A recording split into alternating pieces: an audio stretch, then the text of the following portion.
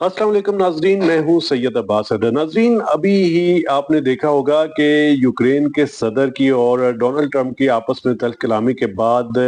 Russia की और Ukraine की जो जंग चल रही है उसकी चीज़ें काफ़ी ज़्यादा इम्पोर्टेंट होना शुरू हो गई हैं, क्योंकि इस जो प्रेस कॉन्फ्रेंस जिसमें तल्ख कलामी की गई थी अमरीकी सदर और जो नायब अमरीकी सदर हैं उनके दरमियान, और ख़ास तौर पे जो यूक्रेन के सदर ज़ेलेंस्की जो वहाँ गए थे उनके दरमियान जो तल्ख कलामी हुई है, उसके बाद से काफ़ी हालात जो है वो इंटरनेशनली चेंज होते नज़र आ रहे हैं।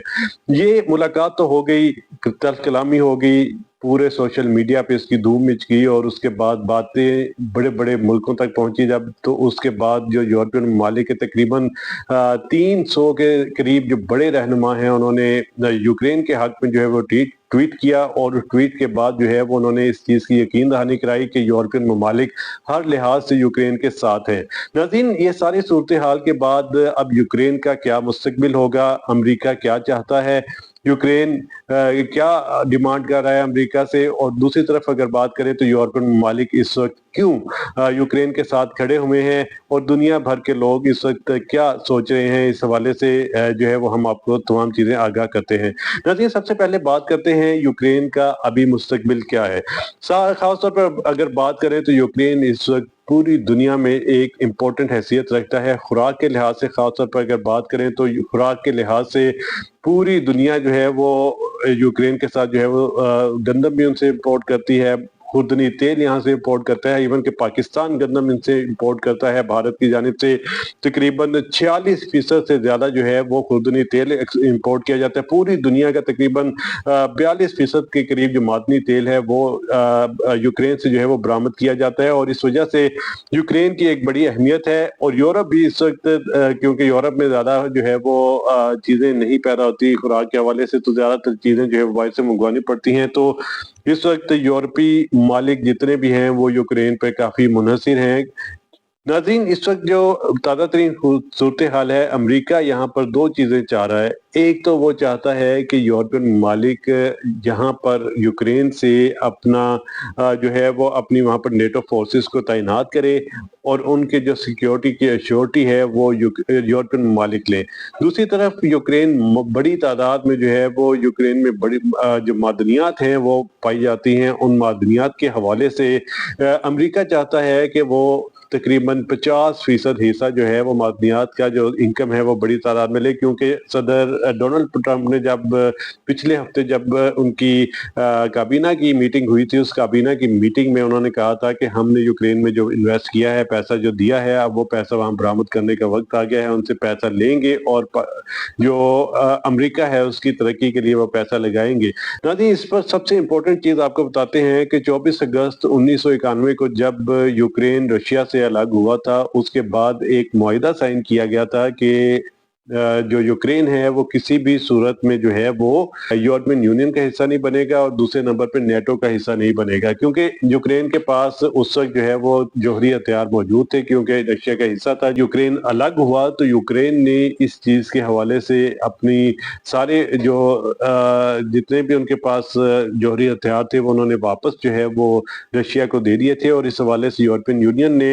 एक उनके साथ अश्योरिटी करवाई थी कि उनकी जो सिक्योरिटी की जिम्मेदारी है वो यूरोपियन यूनियन की होगी। इस वजह से ये मुआहिदा जो है वो साइन किया गया था। इस वजह से जो मेन जो जौहरी हथियार थे वो वापस करना पड़े थे। फिर 2014 में जब यूक्रेन में इलेक्शन के बाद वहां पर जो 2014 में वहां पर सदर मुंतखब हुए थे विक्टोरियो कोच, वो जो है वो काफी हद तक जो है वो झुकाव उनका रशिया की तरफ था। वैसे उन्होंने आते ही स्टेटमेंट दी थी कि यूक्रेन एक आज़ाद मुल्क है, उसकी आज़ाद हैसियत है, लेकिन यूक्रेन की इस वक्त अगर स्ट्रेटेजिक लोकेशन देखी जाए उस हिसाब से उसका रशिया के साथ दोस्ती रखना बहुत ज़्यादा इम्पोर्टेंट है। इस वजह से उन्होंने रशिया के साथ दोस्ती रखी। इस चीज़ को अमेरिका ने बिल्कुल पसंद नहीं किया। अमेरिका ने क्या किया, यूक्रेन में पैसे लगाना शुरू कर दिए उनके अपोजिशन ग्रुप्स को। अपोजिशन ग्रुप्स को जैसे ही पैसे लगना शुरू हुए तो उसके बाद वहाँ पर रॉइट्स शुरू हो गए, धरने शुरू हो गए, जलसे शुरू हो गए। वो जलसे धरनों के बाद जो है वो ये जो यूक्रेन के जो सदर थे कोच, उन्हें जो है वो फौरी तौर पर जो है वो अपने इक़्तिदार से ख़त्म होना पड़ा। उसके बाद जो है वो ज़ेलेंस्की जो इस वक्त के मौजूदा सदर हैं यूक्रेन के, वो जो है वो सदर बने। और जो ज़ेलेंस्की है उनका जो उस वक्त शोबा था वो कॉमेडियन थे, और कॉमेडियन के बाद अब वो सदर हैं यूक्रेन के। अब नाज़रीन, जब अमेरिका की चाल कामयाब हुई तो तब इन्होंने क्या किया कि अब नेटो फोर्सेस, क्योंकि यूक्रेन में तो आ नहीं सकती थी, यूक्रेन में उन्हें तैनात नहीं किया जा सकता, तो वहां पर फिर अमेरिका ने एक चाल चली। उन्होंने जो नेटो फोर्सेस हैं उनकी तैनाती यूक्रेन के जो हमसाया ममालिक हैं वहां पर शुरू कर दी, जिनमें खास तौर पर लिथुआनिया है, पोलैंड है और रोमानिया है। यहाँ पर नेटो की फौजें जो है वो तैनात करना शुरू कर दी गई। खासतौर पर जो है वो यूक्रेन की सरहदों के करीब जो है ये ममालिक वाक़या थे। इस चीज़ को जो है वो बिल्कुल भी जो है वो रशिया अभी भी नहीं पसंद करता, लेकिन जैसे ही यूक्रेन के हवाले से ये चीज़ सामने आई कि वो यूरोपियन यूनियन की तरफ थोड़ा सा झुकाव रखता है, तो उस वजह से जो नेटो के हवाले से खास तौर पर यूक्रेन ने एक हिकमत अमली बनाई कि वो स्ट्रेटेजिकली जो है वो यूरोपीय ममालिक के साथ और अमेरिका के साथ और ख़ास तौर पे नेटो फोर्सेस के हवाले से जो है वो बात करेगा। तो इस हवाले से 2014 में जो है वो ये तनाज़ा शुरू हुआ, और उसके बाद 2018 में जो है वो प्रॉपर तरीके से जो है वो यूक्रेन पर रूस की जानिब से हमले शुरू कर दिए गए, और अभी भी रूस जो है वो हालत जंग में है और ऐसी हरकतों से तंग आकर ये हमले किए गए। नाज़रीन, मगर भी मीडिया की जानिब से जब ये जंग शुरू हुई तो एक ऐसा तस्वीर का रुख पेश किया गया जिसमें ऐसा लगा कि रशिया की जानिब से जो है वो हमले किए जा रहे हैं, और इससे रूस जो यूक्रेन है वो जो है वो दब रहा है। वहाँ पर लोगों की जो है वो कैजुअलिटीज हो रही हैं, उनके लोगों को गिरफ्तार किया जा रहा है, और इन्हीं हमलों के बाद जो है वो यूक्रेन में जो है वो मार्शल लॉ नाफज कर दिया गया। और जब ये मार्शल लॉ नाफज किया गया, क्योंकि रशिया को पहले ही काफ़ी तहफ़्फ़ुज़ात थे, उन्होंने जैसे जैसे वो पेशरफ्त करते रहे, आगे बढ़ते रहे, वैसे वैसे रूस ने जो मशरकी यूक्रेन में जो बागियों के कंट्रोल के इलाके थे, रशिया के हवाले से जो है अच्छी हिकमत अमली रखते हैं, अच्छी सोच रखते हैं। उनके जो दो खिते हैं, लुहानसिंक और डोनेत्स्क, ये दोनों खितों को जो है वो रशिया की जानिब से जो है वो अलग और आज़ाद तस्लीम किया जाना शुरू कर दिया गया। नाज़रीन, रूसी सदर की जानिब से अभी भी ये मौक़िफ़ इख्तियार किया जा रहा है कि ये जो मगरबी ममालिक की जानिब से जो सिक्योरिटी के हवाले से डिप्लोमेसी इख्तियार की जा रही है, जो सिक्योरिटी की यकीनदहानी कराई जा रही है, उस हवाले से यूरोपीय ममालिक जितने भी हैं वो फेल नज़र आते हैं। और दूसरी तरफ जो यूक्रेन के हवाले से जो नेटो की तैनाती है वो भी जो है वो इस वक्त बिल्कुल ख़त्म होती नज़र आ रही है, और उस हवाले से भी जो रूस की जो हिकमत अमली है वो काफ़ी कारगर साबित हो रही है। इस वक्त दो तरफ से जो है वो डाइस खेल रहे हैं, दो तरफ से जो है वो गेम खेल रहे हैं अमरीकी सदर। वो एक तरफ रशिया के साथ इस तरह से खड़े हैं कि वो मादनियात के हवाले से जो इतने अरबों डॉलर की मादनियात वहाँ से बरामद होती हैं यूक्रेन से, उस हवाले से वो डिप्लोमेसी करना चाह रहे हैं रशिया के साथ। और दूसरी तरफ अगर डिप्लोमेसी की बात करें तो वो चाहते हैं कि नेटो फोर्सेस तैनात की जाए, जिसे रशियन सदर हैं उनकी जानिब से जो है वो कंडेम किया गया है, अभी मुस्तरद किया गया है। यूक्रेन के हवाले से अगर बात करें तो यूक्रेन पहले भी जो है वो कई दहाइयों से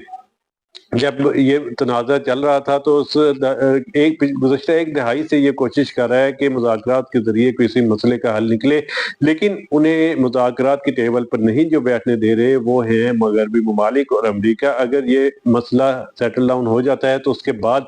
यूक्रेन को मगरबी ममालिक की और ख़ास तौर पर अमेरिका की ज़रूरत नहीं रहेगी, और उस वजह से जो इनकी स्ट्रेटेजिक लोकेशन है और जो इसकी सूरत हाल है वो इन दोनों यानी मगरबी ममालिक और अमेरिका के खिलाफ जाती है। तो इस वजह से ये सारी डिप्लोमेसी चल रही है। अब आगे बताना कि क्या हिकमत अमली अपनाई जाएगी मगरबी ममालिक की जानिब से, क्या वाकई ही सिक्योरिटी के हवाले से जितने भी उनके खदशात हैं वो यूक्रेन के वो मगरबी ममालिक उसे दूर करेंगे, और दूसरी तरफ जो ट्रंप हैं वो कशीदगी को कम करने में जो है वो अपना किरदार अदा करेंगे, या फिर उनका जो लिंक है इस वक्त यूक्रेन से वो बिल्कुल ख़त्म हो चुका है। ये कुछ भी कहना अभी कबल अज़ वक्त होगा, अभी मामला चल रहे हैं। ये सारी चीज़ें उस वक्त सामने आएंगी जब यूक्रेन की जानिब से कोई ख़ास स्टेटमेंट सामने आएगी कि वो किसके साथ खड़े हैं, और रशिया की जानिब से ये दो टॉक پیغام ابھی بھی یوکرین کو دیا جا رہا ہے کہ جو ایک تو نیٹو کے ساتھ بالکل الحاق نہ کرے، نیٹو کے فورسز وہاں سے بالکل نہ